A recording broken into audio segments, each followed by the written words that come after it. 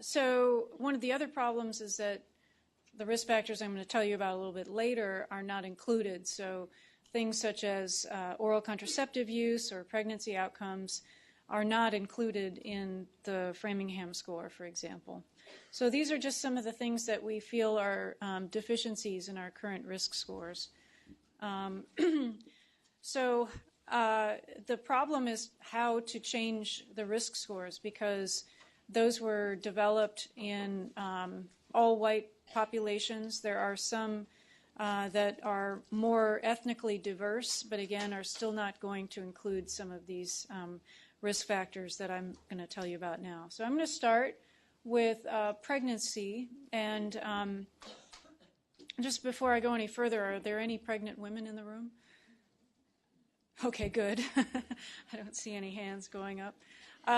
This tends to get some women really a little bit scared, and I don't mean to do that, but this is just the epidemiologic data that women who are pregnant tend to have a higher risk of stroke compared to the same-aged woman who is not pregnant. But it's still a fairly rare event, somewhere in the order of 34 per 100,000 pregnancies. And so this is compared to the non-pregnant population. There's also been some data recently showing that the postpartum period may extend a little bit beyond 6 weeks, maybe up to 12 weeks, for risk of thrombotic complications.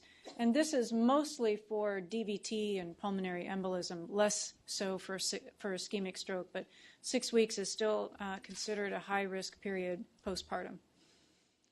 So preeclampsia is a complication of pregnancy that is really serious, and it's luckily only about 5% of pregnancies, maybe less than that now. But it is, if you look at all the women who have had a cerebrovascular event during pregnancy, 40% of those will be caused by preeclampsia or eclampsia. So the definition, just so we're all on the same page, is new onset hypertension of blood pressure 140/90, at least 20 weeks after gestation, as well as proteinuria of 300 milligrams over a 24-hour period. So that's just regular garden variety preeclampsia. But then there's mild versus severe, and the severe form is related to blood pressure that's much higher, up to 160/110 on 2 measurements. And then the presence of any of these other systemic complications, such as thrombocytopenia, impaired liver function, renal insufficiency, pulmonary edema, or any neurologic signs and symptoms that might go along with the diagnosis of preeclampsia. And so a lot of these women have headaches. I think the onset of visual disturbances is a huge red flag for OBs, and they will usually take most of those women right to delivery if they can. So the neurologic symptoms are headache plus the confusion that you might see related to preeclampsia. It's just more of an encephalopathy. You can see a lot of visual deficits, including cortical blindness, which would be bilateral occipital dysfunction, hyperreflexia, clonus, hemiparesis. And so all of those equal severe preeclampsia and emergent delivery. So anything neurologic is going to prompt the OBs to go ahead and deliver if they can. So there are a couple of specific vasculopathies that are associated with preeclampsia, and one of them is reversible cerebral vasoconstriction syndrome. And what this is diffuse. This is basically an imaging diagnosis, but it's diffuse or multifocal segmental narrowing of the cerebral vessels. So you can see here you've got widening and then a narrowing and then a widening again, almost a sausage on a string appearance. This is completely reversible. So about maybe even 3 to 6 weeks later, you're going to see normal vessels. And the interesting thing is that this is not necessarily related to high blood pressure. So this is a vasculopathy that has been associated with preeclampsia, can also be associated with other drugs such as amphetamines, cocaine, sympathomimetics in general, as well as marijuana, and all of those can be associated with this finding. So as a result of the decreased blood flow, you can get ischemia and infarction. And so this is a really serious problem. And what I also should mention is that this is associated with a thunderclap headache. So this is someone who has a headache that develops over 5 to 10 seconds, and it basically is the kind of thing that just puts people on their knees. It's a really severe headache, and so the first thing you're worried about is subarachnoid hemorrhage, but it can actually end up being reversible cerebral vasoconstriction. And so then the other important vasculopathy that is associated with high blood pressure is PRES, or posterior reversible encephalopathy syndrome. And what you're going to see here is when women who have preeclampsia have a severe spike in their blood pressure, and then you have elevations in and that exceed the cerebrovascular autoregulatory mechanism, and you get leakage, endothelial leakage of fluid into the brain, and you actually have vasogenic edema. So this is what you see here on FLAIR on the MRI. And it's called posterior. I don't know why, because you often see it frontal, you can see it subcortical, but this is a typical pattern. And again, reversible. So even though patients may have this angry-looking MRI, this is completely reversible. And the biggest thing you need to do is bring the blood pressure down.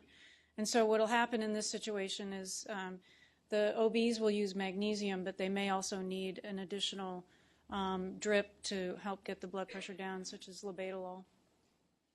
All right, so I'm going to tell you about a woman that I took care of several years ago. I actually met her after she'd had her delivery, but she was 24 years old when she was pregnant. She had delivered a healthy baby boy in 2011. It was not a completely smooth delivery. It was failed forceps, and that's why she had to go on to a C-section. But then 12 days after delivery, she started feeling horrible. She had high blood pressure. She had blurred vision. She had right leg weakness, and then she had a seizure. She actually had 2 seizures ultimately before she got to the emergency department, and her MRI showed 2 separate hemorrhages, and also she had, basic evidence of her severe hypertension, and she had ongoing partial seizures after this. So this is her MRI, and so this is a very small area here, occipital, and a smaller one on the other side. And you can see in the FLAIR the changes there more readily. So this was considered PRES. Doesn't look as bad as the MRI that I showed you earlier as an example. But she recovered quite well. She didn't have any residual deficits. But this was her brain at the time that she had her episode. And as it turns out, she said, I was very, very edematous for the last few weeks of pregnancy, and her blood pressure had gone up, but it wasn't over the threshold that was considered preeclampsia. So she may have had some of this pre-delivery. It's not exactly clear, but again, if you have someone whose blood pressure is higher than they would normally expect it to be during pregnancy, that could be a signal of something going on. So what happened was she came to me actually because of seizures.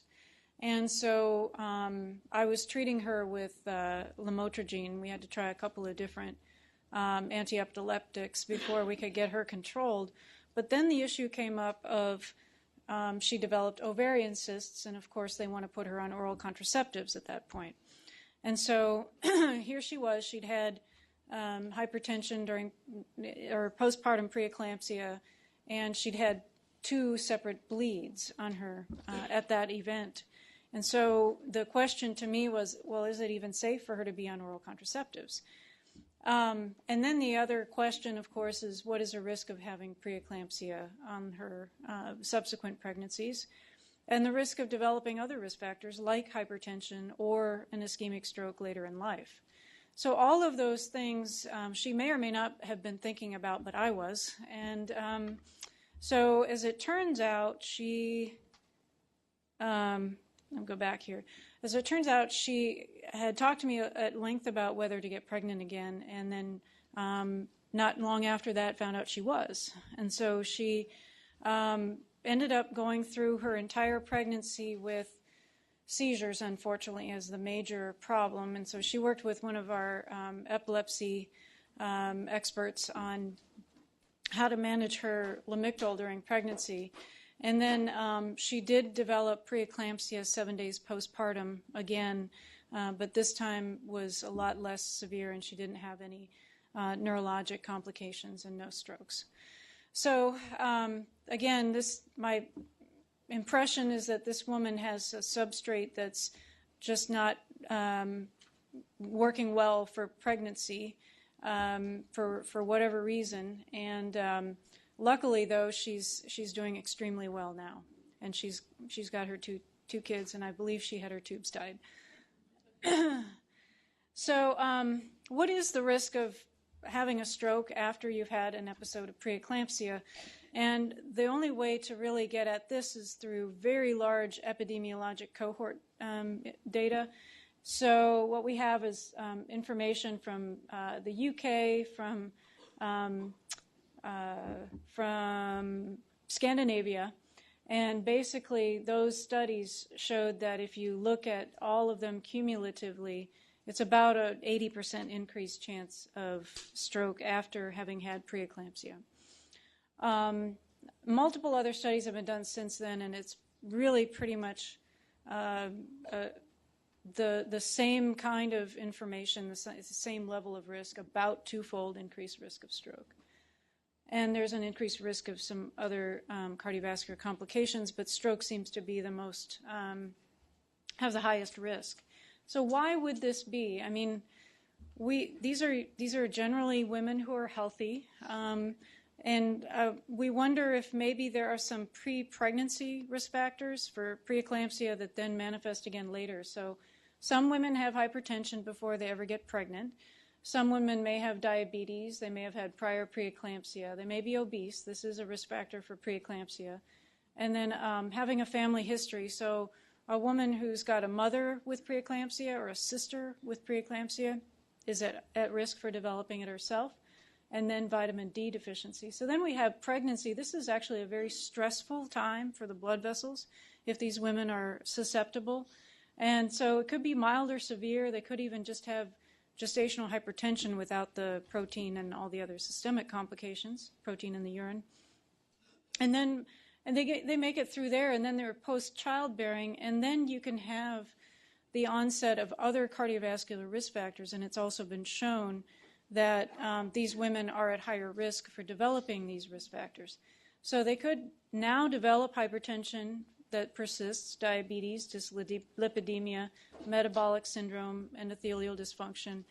And so the fascinating thing about preeclampsia is that if you look at the placenta, you can find infarcts, you can find